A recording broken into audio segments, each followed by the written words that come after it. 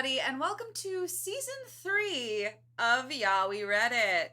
My name is Laura Petro, and I'm one of your hosts. And my name is Meggie Gates, and I am your other host. And kicking off this season, boy, do we already have a ton to talk about. We are reading the Private series by Kate Bryan that originally came out in 2006.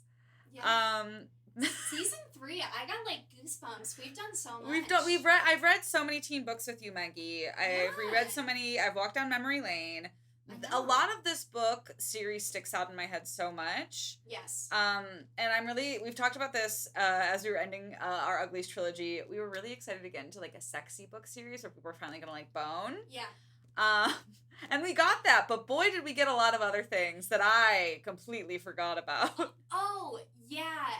So I guess from the top, we're probably going to put a trigger warning for basically everything, and I think safely we will say for the entire season, this is going to be a pretty big trigger warning because this book was literal trauma for me. This book is, there's a lot of just emotional abuse and gaslighting and manipulation, both in platonic relationships and in romantic relationships. Oh my God, So if you are a person who gets triggered by just any sort of relationship trauma, friendship like trauma, coercion, physical, emotional, sexual abuse. Yeah, I'm probably gonna say that'll probably come up later too. Yeah, and exactly. So we just want to give you a warning. We'll try to give warnings throughout this episode if you want to like test the waters and see how you like it. And then if you're like, I'm backing out, cool. We're happy that you're here, and we hope you like us talking about this book series. Yes, because boy, do we have some shit to say. I must say,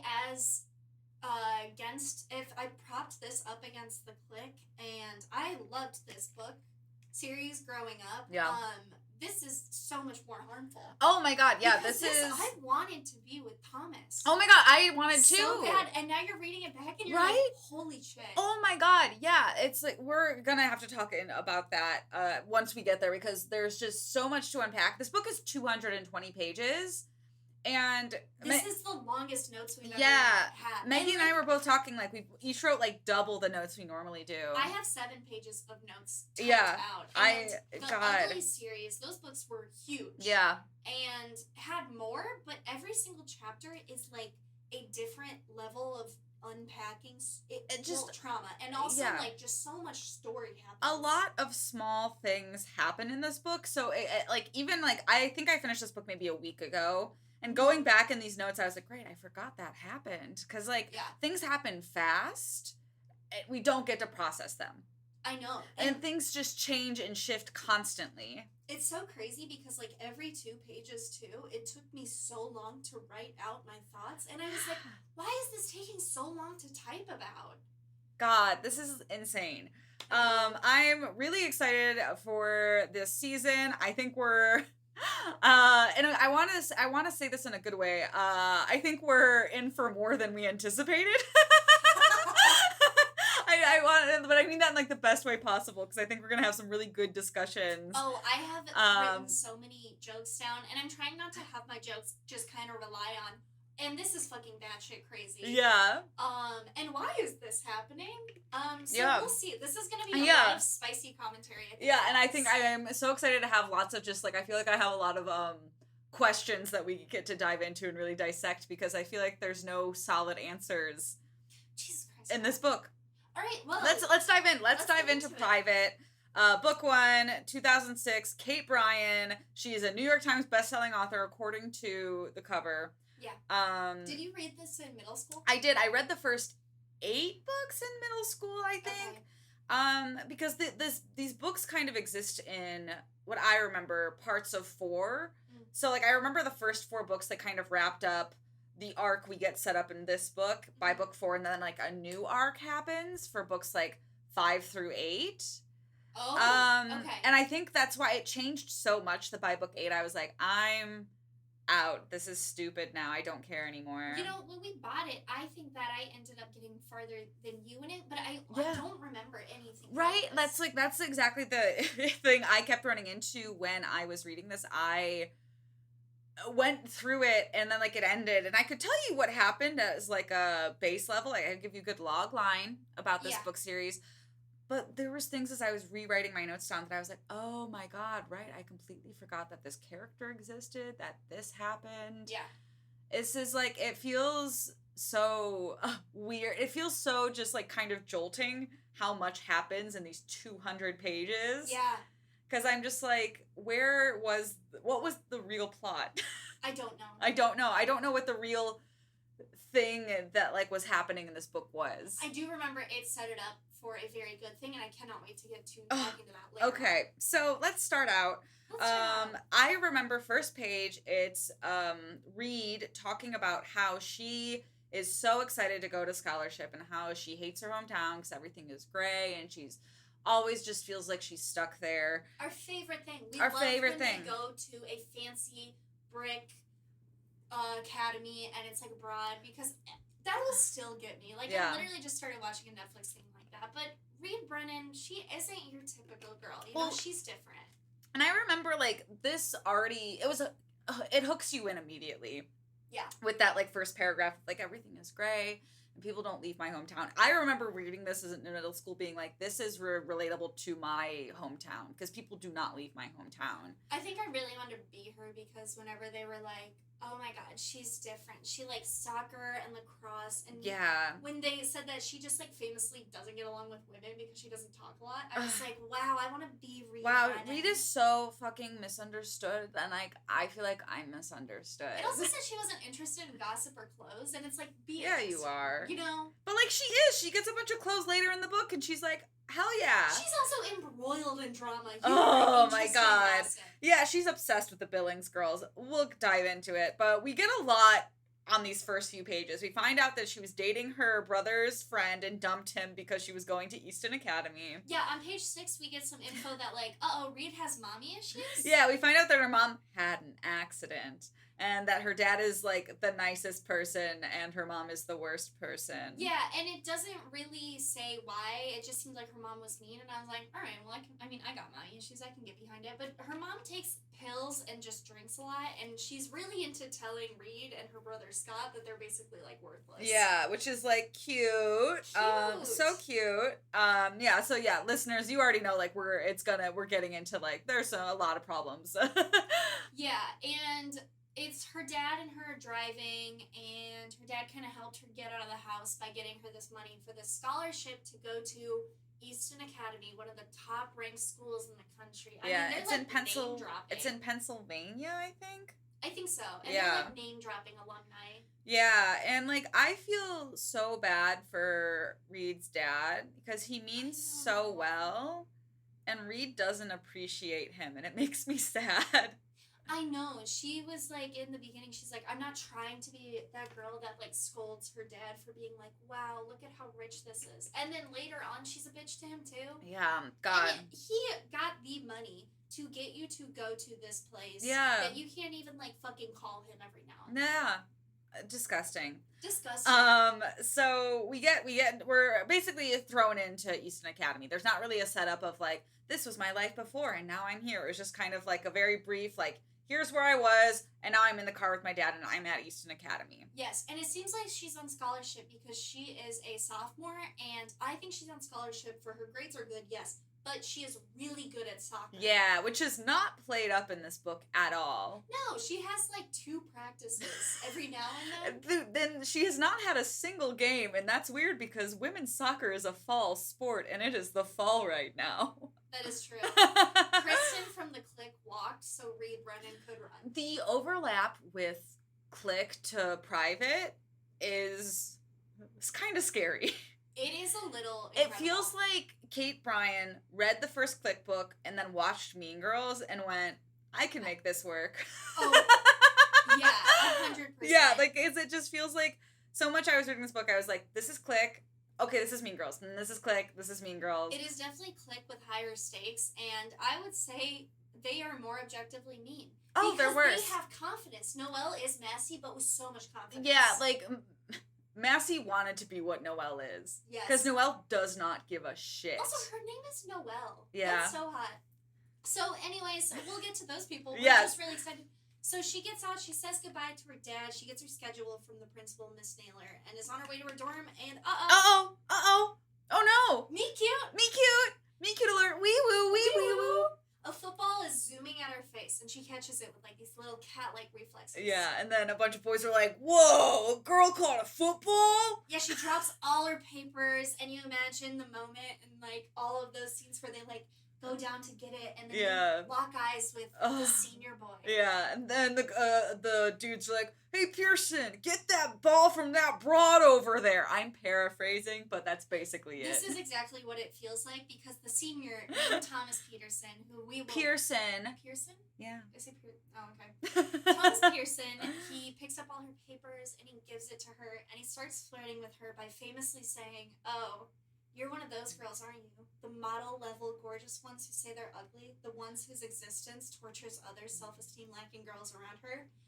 And I'm like, we better buckle up. Right? And in this moment, I'm like, see, this is why I remember liking Thomas so much. Because, like, he's smooth and very much a 2000s protagonist. But boy, in, like, the next 100 pages, I changed my mind on that drastically. Yeah. And we'll get into that. But, yeah, Reed throws the football back to them. And they're like, man, that girl can throw a football. Oh, yeah, she immediately establishes herself as a cool girl. And she's immediately obsessed with Thomas. He has said 3 sentences to her, and she's immediately like, oh, yeah. Yeah, it's a infatuation, and that's, also why when I was younger, I was like, I want to be the sophomore girl that the senior boy is talking to, which is why I was obsessed with him. Yeah. Also, Thomas is a hot name. Thomas is a hot name. And, like, something about the way he's written, and, like, even I think the way his dialogue is written, you're like, he's hot. Like, I can see that why he's hot. Oh, for sure. You can tell. But he's hot in the, like, way where he's, like, I'm troubled. He's like Jughead Jones. Yes, but, like, preppier. Yes. And oh my god, Archie and Jughead had a baby, and that's what Thomas Pearson is. Oh, that's the best way of describing it. And we meet a lot of characters in this book that don't get fully, like, developed. Mm-hmm. And when I was even writing my notes, where I was just like, we have Mrs. Naylor, who was the person who gave her a schedule, and then we have Miss Ling later, who, like, has this whole, like, intro, and then we never see her again. Yeah. God, so we meet Constance shortly after this. Yep, so after this little meet cute, Reed is kind of heading to her dorm where she meets her roommates, Constance Talbot, who's a redhead from Manhattan, and she just loves to talk. She's just very bubbly. She's very bubbly. Nice. She does have... And this is Reed's least favorite thing, because Reed's cool. Yeah, Reed doesn't like talking, Reed doesn't like girls. It's true.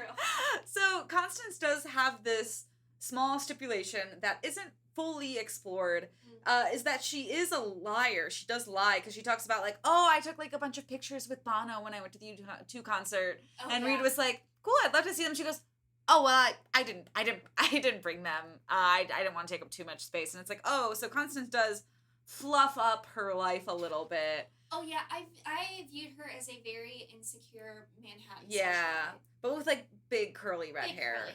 Yeah. And Constance is like, we gotta go to this house meeting.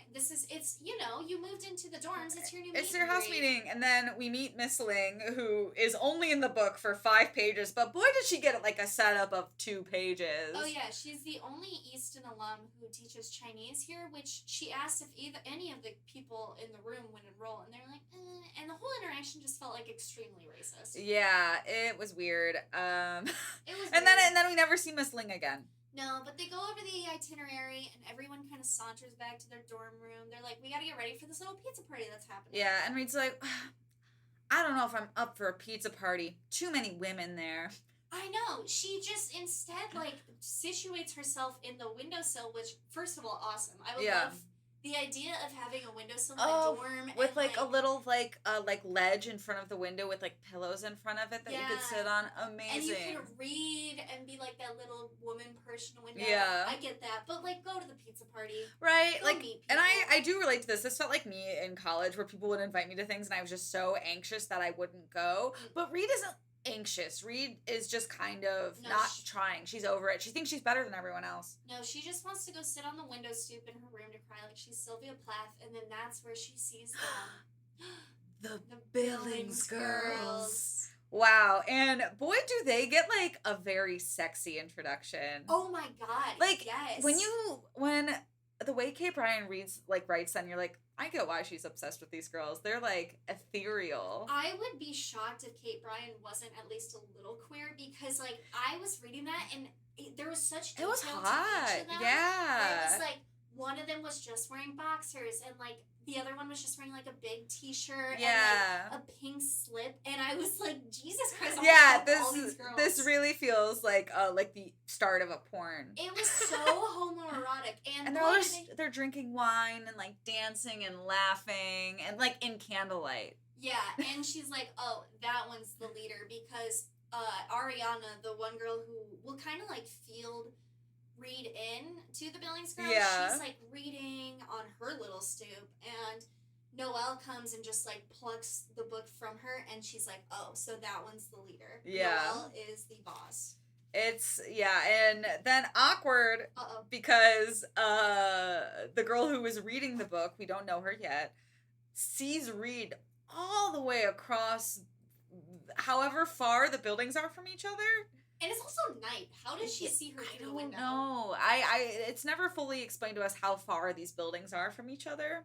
I imagined, like, maybe like a soccer field's length, but then you wouldn't see somebody, so it has to be closer than that. But she sees her, and she gives a little sly smile, and she pulls the curtain together so Yeah. that her and Noelle can keep dancing. And also, Kate Bryan said there was some, like, heavy rubbing. It literally sounded very sexual, and there was candles there too. Yeah, exactly. So it was yeah, and so she gets caught, and then the next day, like, Reed's at lunch, and she's like, what's with the Billings house? Yeah. And we meet Missy Thurber, who is yet another character who is explained in depth and then disappears. Yeah, she's just, like, some big titty bitch. And also, I don't know why, but when I read this, and now today, still reading this, I always picture Missy in my head, like, with pigtails. Yeah, it's kind of fat-phobic. They describe her as pig-like. Oh my god. Yeah. That's so crazy. Because I was just going to be like, for some reason, I feel like she had a pig nose. And now I realize that's why. Because it's just, and she does have a French braid, it says, so I see why you think pigtails. Yeah. And so Missy's, like, a legacy to the Billings house, so of course she knows everything. A convenient plot point for us. Yeah. And she's like, I'm a legacy, so I'm going to be in Billings one day. Yeah, she's like, oh my god, it's so hard to get into. Almost every one of them goes to be a movie star, senator, like, nepotism, we love it. And this is how we get to know all about the girls that Reed saw in the window yesterday. And then, since they're at lunch, like, the Billings girls, like, walk in, and I picture them walking in slow motion. Yes. And I imagine Kate Bryan imagined them walking in slow motion as well. But they come up to Reed, and they're like, hey, stalker. And that's how we just we are finally introduced to all these girls. Yep, and so there are 4 of them. We have Noelle, she is the leader. Her only really distinguishing characteristic is that she's over 6 foot with brown hair, but I feel like she's the leader because she's the meanest. Yeah, and she's the most confident. And Ariana is from the South, and her family owns oil, yet she's a poet, which I thought was so funny. Yeah. They, like, forgive her from being from the South because her family owns oil. And yeah. I'm like, oh, wow, what a comfy lifestyle you must have. And then there's Kieran, and her thing is that she's a model. Yes. And then there's Taylor, and her thing is that she's smart. So we really dived into, like, very big descriptions of Noelle and Ariana. And then, like, we just have Kieran and Taylor who are there. Kieran was clearly the Alicia of the clique. Yes. Yes. Yeah. That's how you kind of pictured her, too. And Taylor feels unimportant. Taylor does feel unimportant. Yeah. I would agree. Taylor could maybe be like Kristen. Yeah, she doesn't really get a plot at all. She doesn't really, and also every time that she's excited about something, she gets shot down. Yeah, and then she just has to help everybody study. I know. And it's kind of a bummer. But they go through the rhythms of, the first day after they are really mean to her in the cafeteria, and they call her glass liquor. Yeah. I'm also pretty sure that at some point they, like, call her a lesbian, and I'm like, oh, yeah, I wrote that down. That's a little bit later, but boy, we're gonna get there. And we go to morning services. This is gonna be such a disjointed conversation, because things just happen. They do, yeah. There's no, like, set end. It's just like kind of like, yep, and she met the Billings, and now she's at morning services, and now we're here. Oh yeah, it's a pretty typical school day, but the most notable part of this school day is she has a very hard history class, and this one's kind of a reoccurring plot with this guy whose name's Mr. Barber. Oh my god, and again, lazy characterization. Mr. Barber's introduction, let me find it. I had it so much because it was just so funny to me. For those of you who haven't heard already, all the nasty rumors about me, my name is Mr. Barber, and I am a by-the-book type of man. We literally, and like, that's kind of just writing 101. You never have a character explain the type of character they are. This is, okay, and there were a lot of points in this book where I got really fucking mad, but the one that I remember getting the most mad at right now was when he asked Reed how many terms FDR served, and she said 4, and he's like, wrong, he didn't fully serve his 4th term. That one pissed me off because I love FDR, and I was like, he fucking served 4 terms. It's fine if it's not full. Again, Mr. Barber, he's like introduced, and this is like his heyday. We have this weird 5-page scene where they're doing like a team quiz. Yeah. It's so bizarre, and that's where the FDR thing happens. And then after class, when she goes to confront him, he's a fucking asshole and gives her like 7 books to read by Sunday. Yeah. Does he not understand she has other classes? No. They're acting like this is college. Reading this, I'm like, this is college. But it still felt like worse than college. Because college wouldn't be like, here's 7 books. I know. Yeah. And then she goes to get mac and cheese and a Coke at the lunch. That was the most relatable. I wrote down, this is Meg. This is what Meg does. Yeah, and then that is when the Billings girls like stop by her table and they introduce themselves, and it seems like everything's on the come up. But then that's when they're like, stop being a lesbian peeping Tom, you little bitch. And then they call her out, and Reed's like, oh my god, that was so embarrassing, but I want to be best friends with them. I mean, to be fair, Missy did say that everyone that goes there gets into an Ivy League. Yeah. So I get. Yeah, that you just want that like opportunity. Yeah. But like, be objective about it. You just want to get into an Ivy League. It's okay. Yeah. No. And then after this, again, not much of a transition. We just have a weird scene where Thomas gives her a Metro card for good luck. Oh yeah. It's 2 pages. He says, "Hey, I have a good luck charm for you," and all it is a coin. It's just a coin, and you put it into the New York City train station before the MTA cards. Yeah. And that's it. Yeah. And then she goes to soccer practice. How do we know he just doesn't want this coin anymore? Or maybe it's been in his pocket too long. And now there's suntan lotion on it? Like, is the texture gross? Anyways, this is where we get a real taste for how horny Kay Bryan is, because Tom says, there's just something about slipping something solid into that little slot and hearing that satisfying plink, then reaping the rewards. And I missed that completely when I read this book. And then Reed's internalized monologue is like, is this metaphor noted? Definitely. Girl intrigued yet mortified? You bet. And then I was like, okay, there's gonna be sex. Yeah. And then she goes to soccer practice. She goes to soccer Noelle practice. calls her glass liquor, but Noelle starts to respect Reed here because Reed's good at soccer. Yeah, she knocks Noelle out. Noelle is like a little pissed, but she's like, okay, you have skills. Yeah, God, just so much is just happening in this book. And then that's it. It's like a 3-page soccer scene.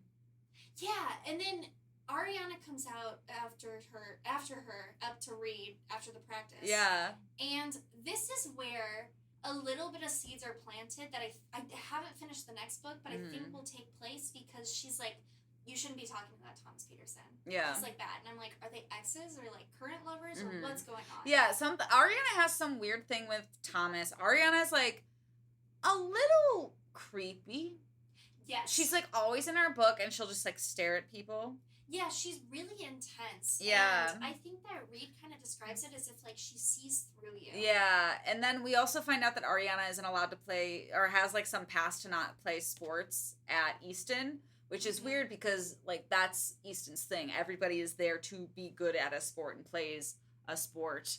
Yeah. So Ariana has some weird past. Yeah, I mean, her family owns oil, so whatever. But then she invites her to breakfast. Like, come have breakfast with my friends. Yeah, and so they're having breakfast. This is where she kind of meets everyone. Yeah, Leanne's like, oh, this is the lesbian we were all talking about. We finally get the les slur, and I'm like, yes, I'm finally seen. We get the les slur, and then we get the R word not even a page later. Oh, not even a page later. And then we also get a sidekick phone. You know what I did find interesting, though, about the R word one is I don't remember who is Leanne's... She is literally completely unnecessary. You don't know. But one of the Billings girls like calls them out for something, and they basically, I think they call her like PC, and I'm wondering if like politically correct was a term back in the early 2000s. Oh, it was.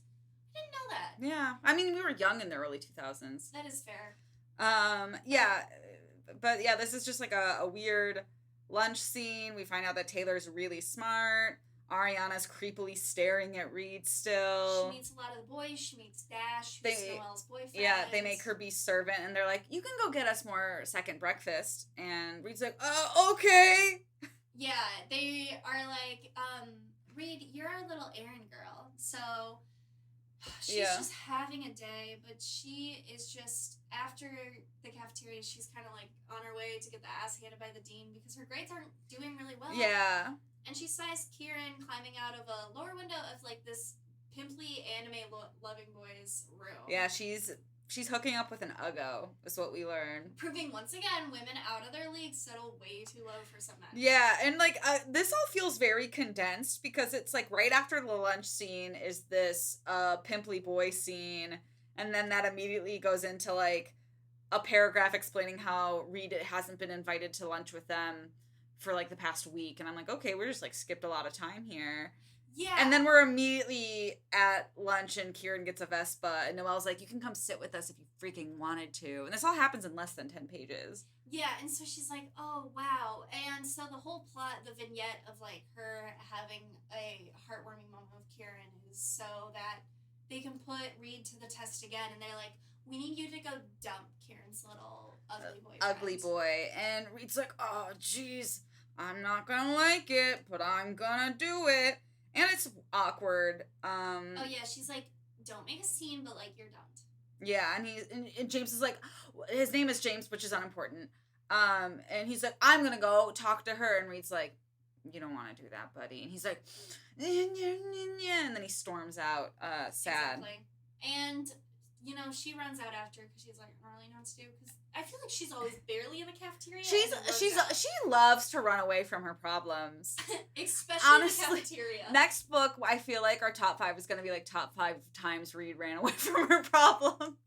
She does. Out of the cafeteria. She storms out of a lot of things. Some people's trauma is Desert Storm, and the cafeteria is Reed's Desert Storm. Gosh, this bitch always storming. And then she runs into Thomas out there, and he's like, "How are your new friends?" And he's like flirting with her and being like, oh, "Wow, you're cool, but I like you less that you like the Billings girls." It's essentially the arrow, and she's like, "I feel like he's gonna kiss me. Oh my god." I know. God, it's so annoying. God, it's so... things just keep happening. Wow. And then Kieran comes up to Reed and is like, hey, what happened with him? Because we find out that Kieran really did like this ugly boy. Yeah. And we think they're going to be kind of like... maybe they're going to become like closer together after this exchange. They don't. This is just simply an exchange that happens. They don't. And now, this is where you guys have to pay attention because this is where the book picks up so fast randomly. My goodness. And... like 10 pages, so much is spanned. So the next night, Reed kind of has a pseudo night in with her roommates, and it's very sweet. And her dad says he's coming for parents' weekend, and Reed doesn't really want to see her family. And then Missy drops that there's a school dance, and Reed doesn't want to attend because she's cheap, and the Billings girls won't be there. And Reed's like, you know what? Fuck it. I'm gonna go. Yeah, because this one girl, Lorna, calls her a fucking sheep for being like, you're not gonna go because Billings aren't gonna go because you're clearly obsessed with them. And Reed's like, I am not. And it's like, wait, you are, Reed. You are, Reed. And she goes, and Thomas is there, and I don't know why. This seems like an underclassman thing. Yeah, this is also like we learn about this dance. Middle of the book, and then the dance happens 5 pages later, and then they dance, and then he kisses her. And everyone's watching them.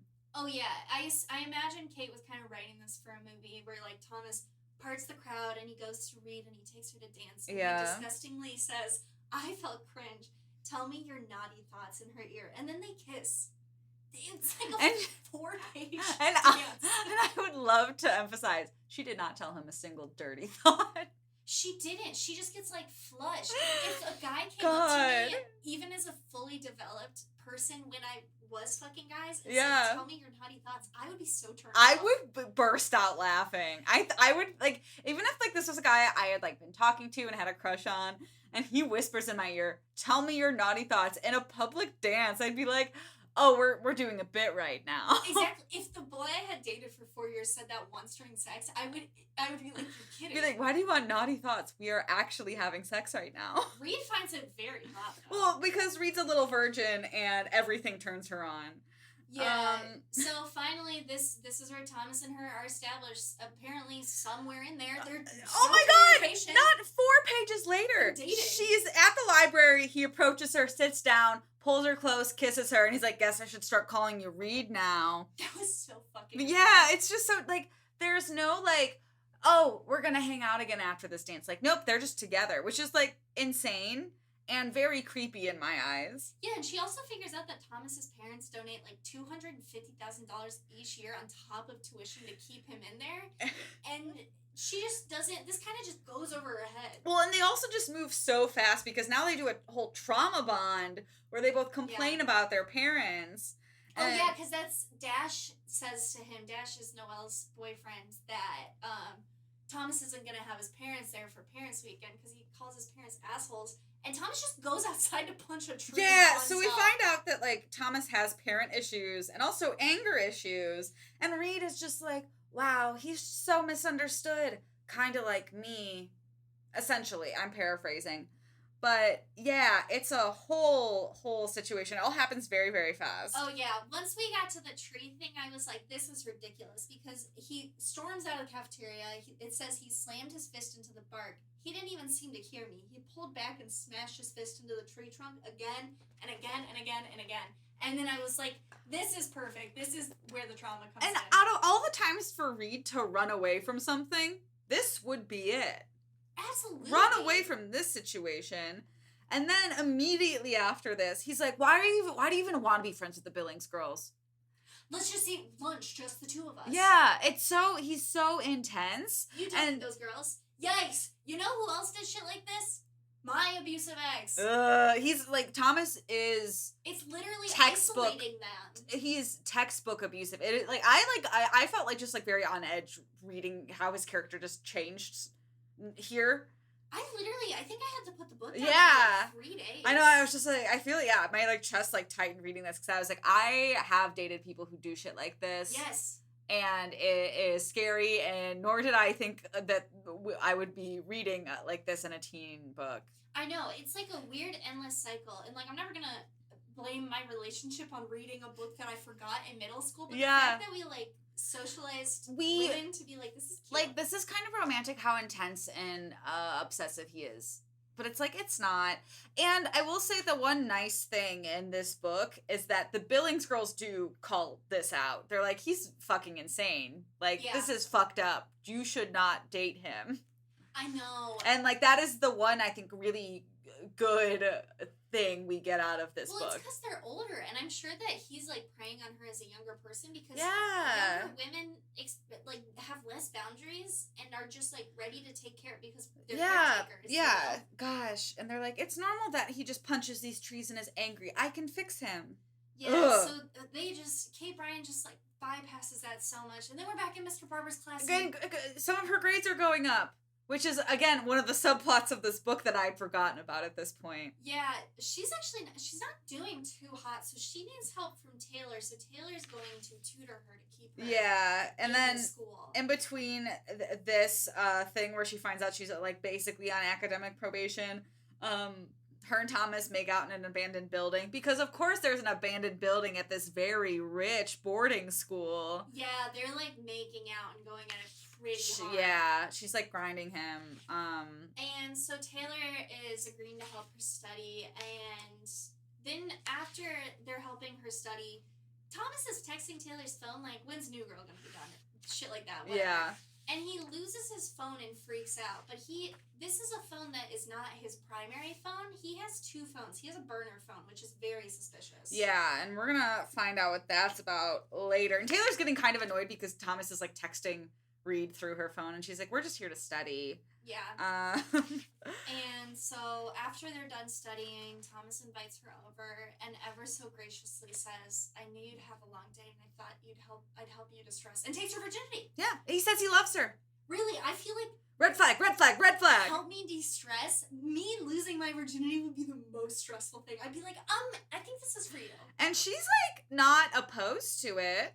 Like, she's been, like, ready to fuck Thomas since she caught the football. Yeah. And he says, like Laura says, I love you. And then when she laughs, he gets, like, mad. He's like, I love you. I would be like, okay, let's and then he's like, but you don't have to say it back. And it's just, like, again, very intense, very stressful to read.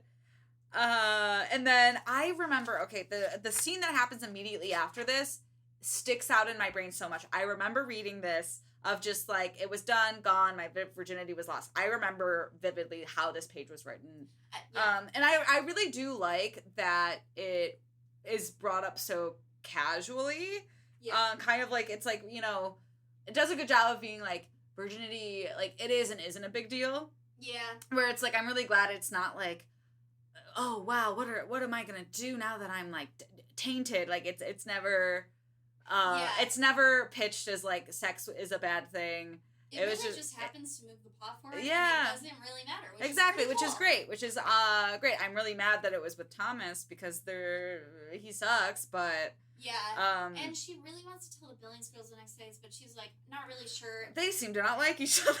Because they seem to not like each other, which she's not wrong about. And Noelle, out of nowhere, just gives her a phone. Because she needs a phone. They need to contact their glass liquor. God, and yeah, again, this is all still, it just moves very, very fast. Yep, and Noelle makes her call home to tell her dad that he should, this really this broke was, my heart. again, like, it was hard to read the Thomas scenes. It was really hard to read this scene. Yeah. Because it was just really fucked up. It's this whole scene about Reed telling her father that she doesn't want him to come to Parents' Day because she doesn't want him to embarrass her.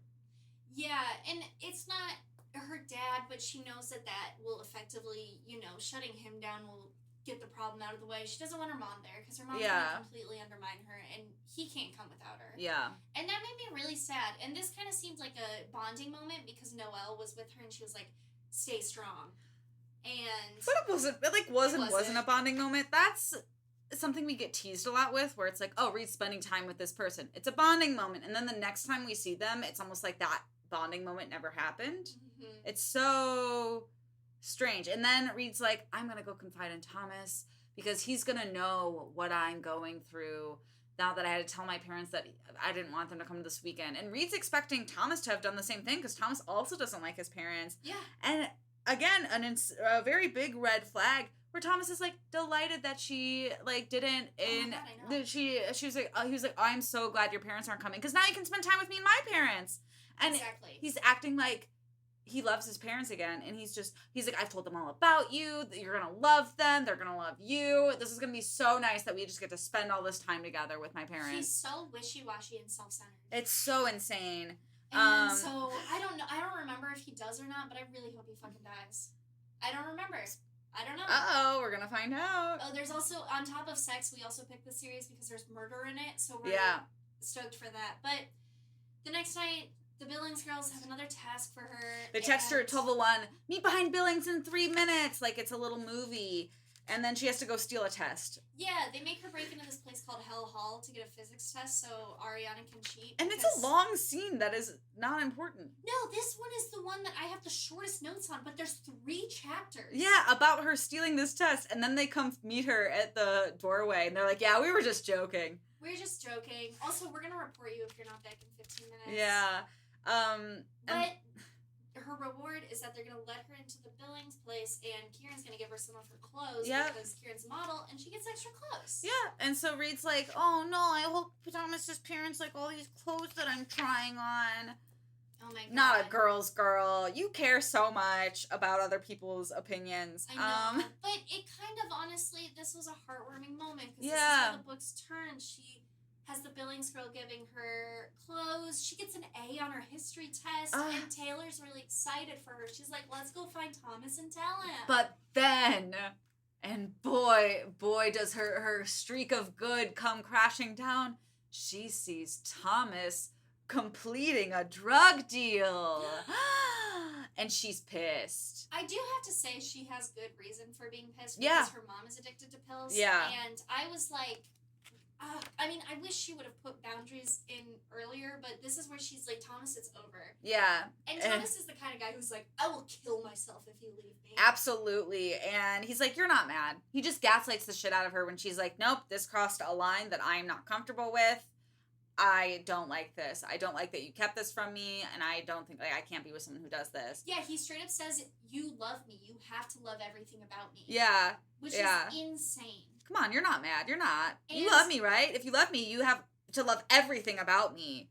You're not breaking up with me over this. It's insane. No, so she shuts him down, and then the next day, the Billings are trying to get her to, like, spike Mr. Barber's coffee and vodka, and she's like, I'm done, you know? I'm done with honestly, these guys. but, like, and I will say, I have a lot of opinions about the character of Reed as a whole. I do like that she is setting her boundaries and not wavering on them. Well, at first.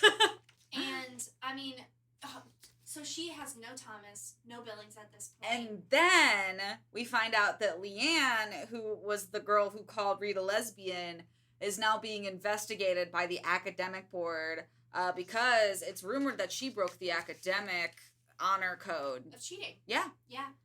And I have to say, I thought this was planted. Yeah, it seems Noelle planted. Got her out so she could get Reed in to the Billings. Oh, absolutely. But the next day, and this is kind of, for me, the climax of the whole thing. She runs into Thomas the next day because homegirl can't catch a break. Yeah. And he does that shit where he basically makes her console him because he's like, I'm a loser. Let me just, like, I'm sorry. Yeah. She's like, no. We can just be friends. It'll be cool. Come to this party with me. Oh, my God. And the party? Oh! That pissed me off so Oh, much. my God. Yeah. So they go to the woods, and Thomas doesn't even come to pick her up. No, his roommate does. Josh does, which is sus. Yeah. So they get there, and she is not on good terms with the Billings girls. And she's using this opportunity to be like, I'm going to apologize. I'm going to apologize. Which is, like, fair. That's a very, like, grown-up thing to be like, I understand why these people are mad at me, and I'm going to apologize because I want to fix this. And she gets there, and Thomas is trashed. He's wasted. And she tries to talk to the Billings girls, and Thomas is just, like, pinning her up against this, like, tree, despite the fact she's like, please just let me go. Yeah, and he does not let her go, which, again, not a fun scene to read. No, he's just, like, trying to fuck her in front of everyone. Yeah, and then he starts yelling at her because she wants to be friends with the Billings girls. Yeah. And then she ends up falling and, like, tearing open her jeans, and, like, her knee starts just bleeding profusely. Yeah, he kind of, like, takes her shoulders and turns her around to go, and I don't think he pushes her, but it's just, like, so shocking that she, like, falls and hits her head really hard. Yeah. And that was really triggering for me. I did not like this scene. Yeah, no, I didn't like it either, but, like, also, like, good that, like, the Billings girls are, like, shutting it down. They're like, absolutely not. Fuck you, Thomas. Noelle gets Dash to step in and be like, hey, bro, we need to talk. Which, honestly, I kind of stand Noelle and Dash's relationship. I do too. Even though we don't see it hardly ever. Yeah. This scene right here where Dash is just like, yep, on it. And then just, like, corners Thomas being like, what the hell, bro? Like, you can't do that. You need to go home. Yeah, and it's all of its water under the bridge. The Billings girls are like, you know what? It's just don't talk to me. Yeah. We are all set. Yeah, like, no, they walk her back to her dorm. They, like, make sure, and it's just, like, that's, like, the thing where we go back and forth on the Billings intentions with Reed a lot. We're like, do they like her? Do they not? But it's really nice to see them, like, really rally for this person and be like, hey, we know you didn't deserve that. That's fucked up. We're not going to let someone treat you like that. We're going to take you back and make sure you get home okay. Exactly. And, you know, I mean, they're all younger, and I get that they don't handle it the best, but they're like, it kind of seems like they give a little bit of an ultimatum, which is like, Thomas or us. Like, yeah. We do not want to see you talking to him. But, like, honestly, I think that, and I'm not normally an ultimatum person, but in this context, it seems fair.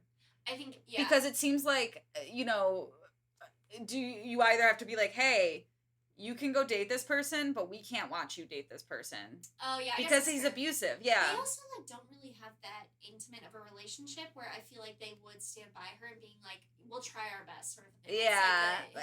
And I'm sure they've also seen Thomas just do shit like this constantly.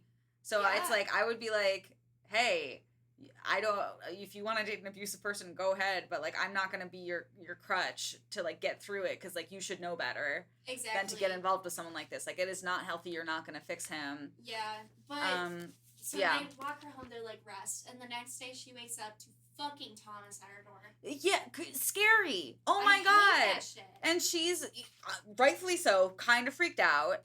Yeah. And he just like turns on. He's like, I'm so sorry, I'm an alcoholic, but I won't go to rehab because my parents will laugh at me. So can you be my therapist? He's like, I need your help. You need to help me. You're the only one who gets me. You're the only one who can help me through this. You're the only person I trust here. That's basically like his argument. And Reed's like, believes it. And it makes me really sad. And I was just like, oh, that sucks. That really fucking sucks. And this is when the Billings Girls, it seems like they kind of just cut her out forever because she leaves her dorm and she has just kind of agreed with Thomas that she'll go to brunch with his parents. You know, he's been talking her up to them. Yeah. And she goes to this big crowd to see Leanne get kicked out, and the Billings Girls turn around. They're mad. Yeah, they're like, hey, we told you can't have both. Like, we don't want to be around, we're not going to be friends with someone who's dating Thomas. And so she loses the Billings Girls, and then we see Natasha accuse Noelle, and Natasha's Leanne's best friend, and Natasha's like, Noelle, I know you planted Leanne to get expelled. Like, you are the person who did this. And Noelle's like, I don't know what you're talking about. Yeah. Yeah. Honestly, Noelle's pretty cool. Noelle's really hot. Yeah. So yeah, now Reed's alone, no friends. Has an abusive boy who's obsessed with her. Yeah, and she keeps checking her phone. Constance is really trying to, like, help her, but she's like, no, I'm waiting for Noelle to call. She keeps calling them. It's pretty pathetic. But the next day, she's kind of like, whatever, I'll show up to brunch with Thomas's parents. And he doesn't even warn them that she's coming. And not only that, he's never talked about her. It's so embarrassing because she's like, I can see them there. That's where Thomas's parents, from the way he's described them. I'm going to go introduce myself. And she goes, hi, I'm Reed. And they go, who? I'm Thomas's friend. And they're like, never talked about you. Weird. Where's Thomas? And like, Thomas is like nowhere to be found. I would be so pissed if I had to walk into meeting a partner's parents and I found out he had not told them about me at all. If you're late, that's one thing. Yeah. Whatever. If maybe you don't show up, I would be concerned. That has not told them about me and also invited me? Yeah. Don't do that. Yeah, it's just, and so Reed's just kind of, and then like they go to Thomas's dorm to look for him and he's not there. He's missing. He's gone. Thank God, honestly. Oops. And then Reed goes back to her dorm and then all of her stuff is gone. All of it's Which gone. is like terrifying, honestly. Yeah, and I'd be like, great, perfect. This is icing on top of it. Yeah, and Reed thinks like, am I expelled now? Like, what did I do? And but no, this is the weirdest way to end the book. It is so strange. She goes to Billings' house, and everybody's like, the lights are off, and they're holding candles, and they're like, welcome to the Billings house. You're in.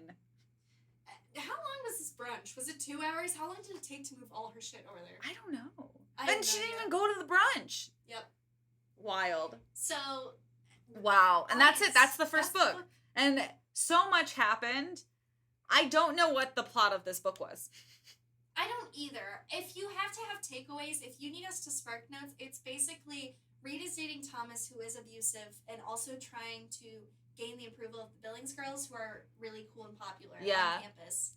And you may be wondering, why did it take you so long to tell us this? Because this is the most insanely compact book for 200 pages. Yeah, they could have really elaborated more on certain things and taken away a lot of this like extra fluff. It is weird because it all feels integral, but told in such a way that it feels like too much. Yeah. I get the little vignettes of her trying to be friends with them and it not working. You want to know what it feels like? What? Meggie, it feels like, have you ever done the writing exercise where you write a page and then you show somebody the last sentence of your page and they have to pick up where you left off? Yes. And that's what this book feels like. You and I just went back and forth and I saw like, and soccer practice was over. And so I was like, great, now we're picking up here. And then you saw mine. But you didn't. Yeah. I didn't see anything else you didn't see anything else I wrote. And I just saw, you wrote a whole bunch of scenes and ended with, and then soccer practice ended. And I went, okay, then we're going to start here. And then all you saw was Noelle gave her a phone. And then you went, okay, well, now we're at a party. And that's what it feels like, that writing exercise. It does. But I know what happens at the end of the next book, and you guys, I swear to God, it is so worth everything that they set up. I remember reading it when I was 13, and it still has stuck with me. Oh my gosh. The first 2 books are objectively so fast and so fun. God. Okay, let's very quickly do our top 5, because this was definitely a longer episode than we intended it to be, but we had so much to talk about. I know. I know. Okay, top 5 listeners. Our top 5 is the top 5 moments that felt directly ripped from an early 2000s movie, because there was plenty of scenes in this book that I was like, yep, I've seen that in a movie before. Yes. And coming in number 5, the fact Reed isn't like the normal girls. Yeah, we have a protagonist that's just, she's different. Like Julia Stiles in 10 Things I Hate About You. Exactly. Or Julia Stiles in The Prince and Me. Julia Stiles really capital. Honestly, I could see it. Yeah. Yeah. That is, you're not wrong. Okay, number 4 is the side swipe of you're in Billings now, and you have this weird cult-like introduction to it with all the candles. It is very movie for the girls that are the cool, popular girls that you don't know if they like you. Suddenly, you're in with them. Mm-hmm. Oh, for sure. Yeah. Number 3, the fact that they set up Constance, her roommate, as like this annoying girl, but she's really nice and likable. Yeah. It's like, we haven't watched Girls, but we watched an episode for a different podcast, and it seems like the least likable character that they tried to make the least likable was likable. Yeah. I've seen so many movies try to do that, just being, oh, this person's so annoying. It's like, they seem pretty nice. Yeah. Number 2, The Party in the Woods. Oh, it's not a teen movie if there's not an underage party in the woods. Oh, absolutely. Yeah. And then rounding out the early 2000s movies, definitely number 1, Reed's Meet Cute with Thomas, where she stops a football getting thrown in her face. Oh my God, and he's just so cool. Wow. The cruel girl meets the bad boy. Oh my God, I hope he likes me. I hope he does too, for your sake. Wow. That's it. We read Private, a 220-page book, but boy, does a lot happen in it. Felt like 1,000 pages. It felt like 1,000 pages, but we read it quickly. We did. Wow. I'm so proud of us for getting season 3. I'm excited for this season. It's gonna be really fun. I am too. Yeah, and so thank you, listeners. As a friendly reminder, we are a part of the Audio Mint Podcast Network. There's plenty of other great podcasts there. Please rate and review our podcast or subscribe to us if you can. We would love a 5-star rating. We're close to 100 ratings. We are. We're at 97.